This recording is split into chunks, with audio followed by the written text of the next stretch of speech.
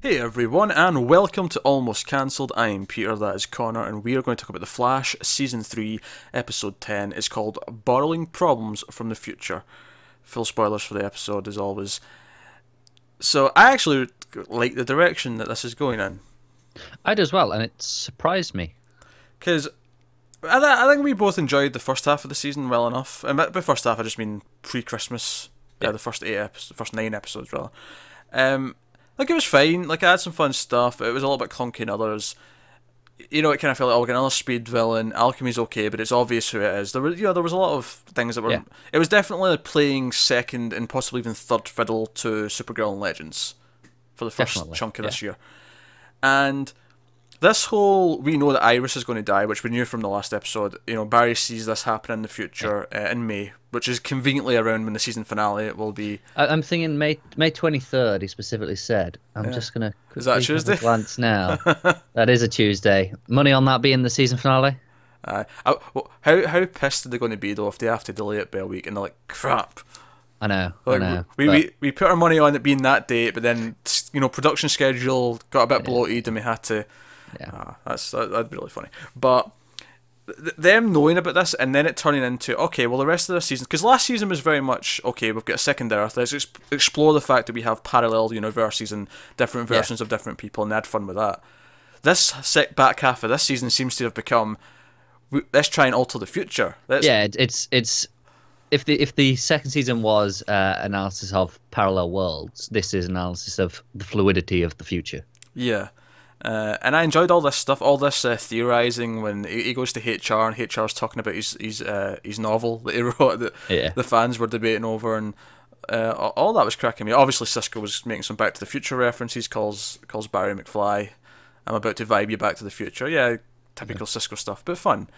I like the direction this is going, and I like that Iris finds out. I like everyone but Joe finds out in this episode. Yeah. I thought the scene where he actually fesses up and just tells her was handled pretty well. Yeah, I agree. I'm glad it wasn't dragged out as well. Yeah, and the music was quite good as well. It was because it was playing their familiar themes, but it was a different take on it. It was more. There was a few nice versions of themes in this one, actually. Yeah, it was more stilted. Like they had this thing where they were. You probably have a technical term for it, but it was they were playing the piano notes, but they were like muting them very quickly. Yeah. Yeah. They used the stopper. Yeah, well, that's what they were doing there in that particular scene, and I thought that sounded really good. It was like emotional, but it was still jarring. Yeah, it was a jarring emotion, and it was working really well for what was going on. Yeah. Because imagine this is a very weird thing to hear from Iris's perspective, like, oh, you saw me die in the future. I know when I'm going to, because no one really like. I suppose finding out you've got cancer and you've got X number of months to live is kind of similar, but it's not. But you the don't same. have a set date. Like, you've seen this on this exact day at this time. Certainly, no one is told in advance they're going to be murdered like this. This Very rarely. This is a very unique feeling that she's going through. One that I imagine this exact situation has never really taken place on Earth. Sure, I'm sure some people get kidnapped and they're told, I'm going to kill you in 2 days, and then they do it. Fine. But that's a little bit different, because as soon as you're kidnapped, you're like, oh crap, my world's falling apart. Whereas she's gone from complete normalcy. Yeah. Or as normalcy as a Flash life can be. It's been the girlfriend of the Flash. Yeah, as normal as that is. Yeah. Actually, one of my favourite coupley moments with them in this episode is at the end when they're just about to have their housewarming party. And they come into scene and he's like zipping her up from behind, and She looks good in that dress. Also, she was wearing some. I mean, she always wears tight pants, but there was like some tight leather pants at one point in this episode. I'm like, damn, Iris, you're distracting everyone in the room. Stop it. I always forget how good she looks, and then when we have a break like this, it's like, oh yeah. Yeah, all I can imagine is like the actor who plays Job. Like, I'm not meant to act attracted. I have to pretend she's my daughter. Stop it. Yeah, you have to imagine it's really easy for him as Barry, just to go, yeah, okay. Yeah, because at one point Joe says to Barry, I'm proud of both my sons. I'm like, yeah, especially the one that's buying your daughter. So on that point, I thought it was really weird how Joe gave her the picture of the two of them when they were younger, and it's like, would you really want that in your house? This reminder that you were essentially brother and sister at that point. I don't know. The way I look at it is, though, is like how many people grow up like being neighbours to and you end up falling for the girl who lives next door, and you knew each other from being like 10. Like, there's any different from that, really? The only real difference is that you grew up in the same house. Yeah, I suppose. So it was just like it was just that weird that I was like, Huh. Okay. Yeah, I think the age that Barry and Iris were when they met, or when he moved in, was right at that line. Like, had it been any earlier, there is no way this couldn't be. Arguably, it's still creepy, but if it was any earlier, it would definitely be creepy. In general, I'm fine. Like, yeah, okay, just go with it. Yeah. But that specific moment from Joe felt a little weird to me. It's almost like he's trying to sabotage it. He's like, look at how you were like brother and sister. You used to build forts together as kids. Yeah, exactly. You used to shower together naked before you even, cared about being naked. Wouldn't be a shower. It'd be more of a bath. It's more bathing naked is more of a thing rather than showering. Yeah. That's actually really weird. Shower. Like, here, kids, go in the shower naked. I mean, you're not gonna go. Hey, kids, go in the shower with all your clothes on. Are you? True. You may. Bathing suits, maybe, though. You maybe did that. Anyway, the point I was getting to, though, so that scene starts with him zipping her up, and that was funny in and of itself, because he's trying to keep up with her, even though he's the Flash. That's like a funny little visual gag in and of itself. But then she's like, oh, there's no ice, and he runs off and gets ice, super speed. He's like, oh, party instantly saved. And she's like, you have never been more attractive. And there's nothing but that line that I liked. It was fine, but it was his response, like, I know. Yeah, really smug about it, yeah. I know. That really cracked me up. But all the cameo change the future, and as much as it's very easy for them to vibe into the future, because it'll make me wonder why they don't just do it again. Maybe they will do it again. I'm almost just assuming they won't. What effect it's had. Like, each time they change something, see if they do and see if this is enough yet. But I liked all the teases. I liked all the teases for all the plot, because we know we're getting a Gorilla Grodd two-parter, and they mentioned the Music Meister. We got the Music Meister. We know Killer Frost is going to be a thing now, definitely at some point in this season. Potentially, unless they change it. But, they teased all these things out, and I'm like, we've got about 10 or so episodes left, and it's like you're giving me all these like main events that are going to be sprinkled throughout. I think there was about 6 or 7 headlines, including the one that they did tonight. Yeah, and they turned away and missed the last few as well, I think. Yeah. So, yeah, you're right. But no, I thought that all I have to do at least be slightly critical that every single headline was relevant to their future. Like, because it's not like there was just one random one where like, oh, and Oliver Queen had a party at the mayor's office or something that was just completely nothing to do with what was going on. They were all relevant to Team Flash. I know, but it's one of those things where I excuse it because I really like what it does. It gives us a really clear direction for the rest of the season. It's stop these individual things. So you've got, it's not just, oh, here's the end of the season goal. It's here's the benchmarks, the checkpoints that we're going to go along and hit. Yeah, it's kind of what the first half of the season was missing. It felt unclear where it was going and what the point was. It just didn't have that like strong direction. Like we got, okay, there's another speed, so there's a bit of a mystery. And sure, we're getting Savitar back, of course, at some point because he's the one who's going to kill Iris, and the mystery of who he is, I'm sure, will still be a thing that comes up. But it feels more like this is the premise of the season now, where there's like this is the hook. Like it's like we've got what we're actually doing. We've got the direction now. Anything else is just extra. And the other thing in the first half as well is that it felt like we were spending a lot of time waiting for Wally to get his powers so we could get on with it.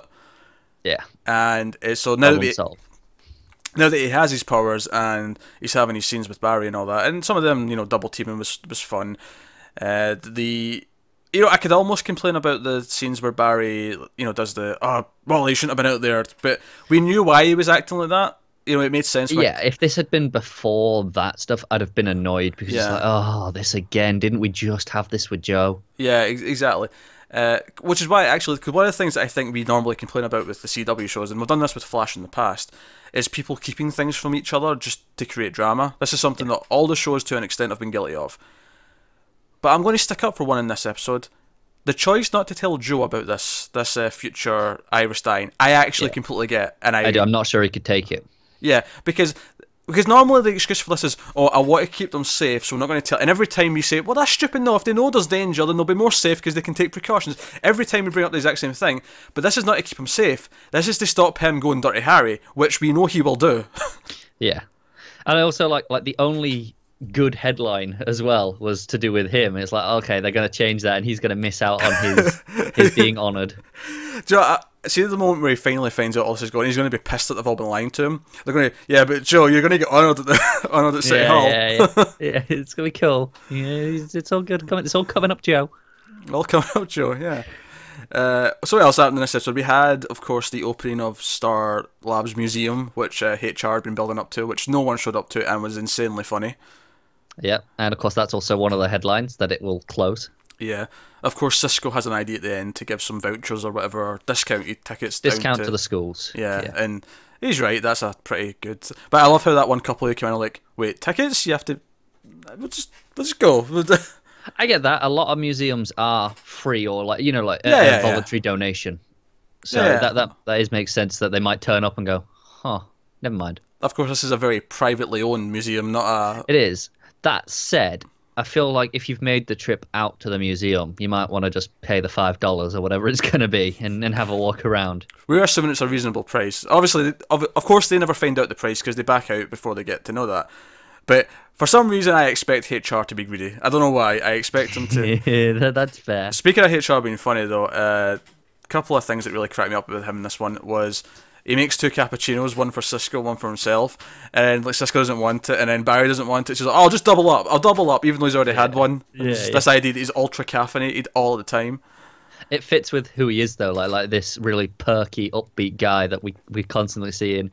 And I'm wondering if he is just always on caffeine. And that's why I'm waiting for the day where we just see him where he crashes. Yeah, it's funny watching Cisco kind of gradually accept Warm to him. Yeah.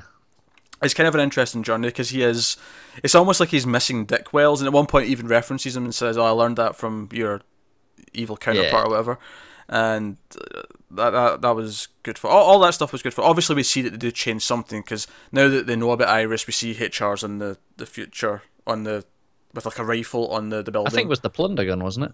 It may have been the plunder gun. I don't know. It looked like it to me. It looked like it had that kind of that blue light, on the side where it lights up. I'm just going to call it the plunder gun now. By the way, I don't know if it had an actual name.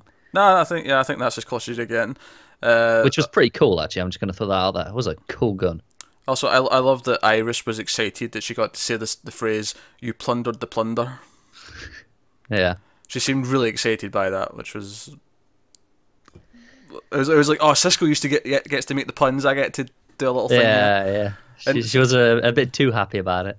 Poor Cisco, actually, he didn't even get to name him. It was his HR that named him. It was HR, yeah. And then he immediately gave him a catty comment. It's like he's pissed. It's like we don't have to say that he's pissed anymore. He can just be pissed when someone else names a villain. Everyone knows at this point. Yeah. Of course, Caitlin goes to Julian for help. Julian is a bit of a dick at first, as he typically is, and then sort of calls her back and is like, "I'm sorry, I've been a dick." Yeah. Essentially. Actually, on that line, I really like that Barry straight up said to Wally, "Sorry, I was a dick." Yeah, he did say that. Like he just went, "Sorry, I was a dick yesterday." that really cracked me up. I don't know why. I don't know. It's one of those things where you just never see him go, "Yeah, I was a dick." Not in those words, at least. Yeah, maybe not. Yeah, they usually dance around it on TV. But hey, progress. Yeah, when you're a dick, you're a dick. When you're a dick, you're a dick. Yeah, and they have the housewarming part at the end, and Barry gets a turtle from HR and whatever else. We mentioned the Joe gift, of course. And there was various other. Wally got a plant for them and other such. Oh, that is a housewarming staple, to be fair. Yeah. As for action sequences, I mean, it wasn't amazing this week, but we did get some Barry and Wally running together. We got Barry running away from those like magic bullets that were kind of chasing him around corners and. Yeah, the heat-seeking ones. Yeah, whatnot. Yeah, I'm you know what? I'm going to go into a limit to say that heat-seeking technology is not it can't operate fast enough for the Flash, but I'll go with it. I know. That said, I will say while we're on the action, I realized it still did that thing with Wally with the slow motion that we were talking about back in the crossover. Yeah, when he was with the motorbike. Yeah, the bike was coming towards him. Yeah.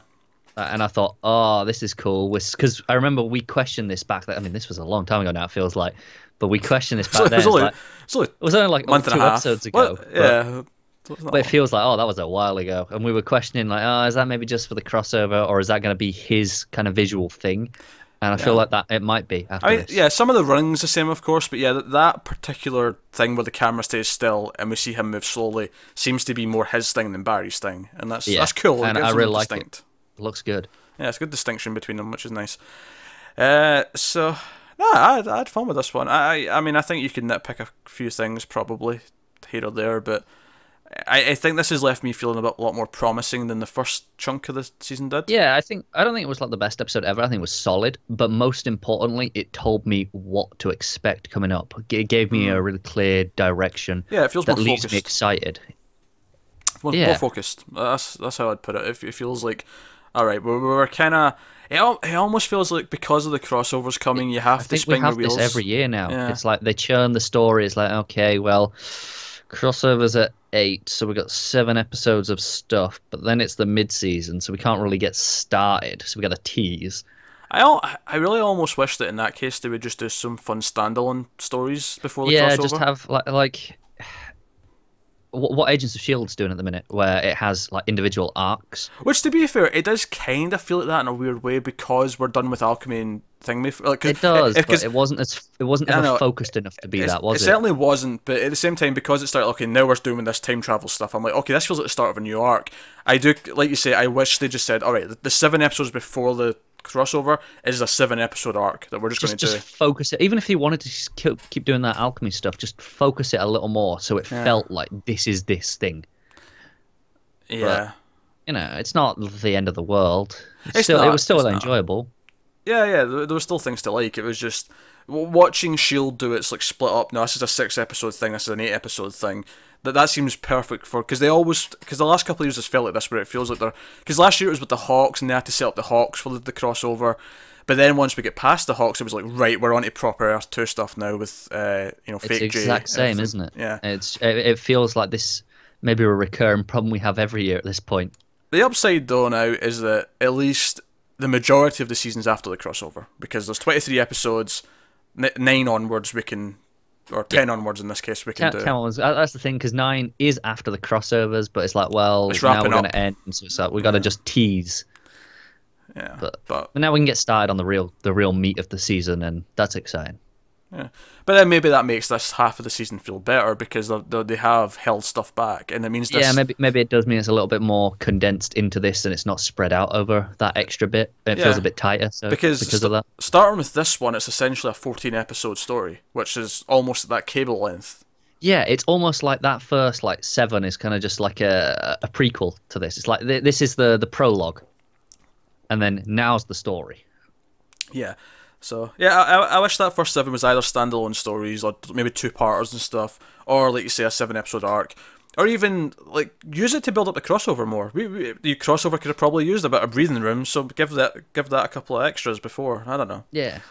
But that's where we are. So, Flash is feeling fairly promising for the rest of the season then, much like it did last year. So, let us know what you thought of this one in the comments below, like and subscribe and all that stuff. It helps us out a lot if you do. Get us on Twitter at mailed_fuzz. Our individual Twitters are on the screen. And you can email us at mailedfuzz@gmail.com if you want to. But other than that, guys, thanks very much for watching, and we'll see you next time.